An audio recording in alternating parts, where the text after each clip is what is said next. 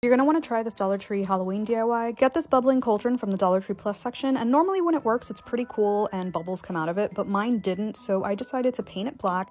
Then I sprinkled cinnamon on top to make it look like rusty cast iron. In the Crafter Square section of Dollar Tree they have lime green paint, which I mixed with water and mixed it in really well. And in the Crafter Square section they also have polyfill.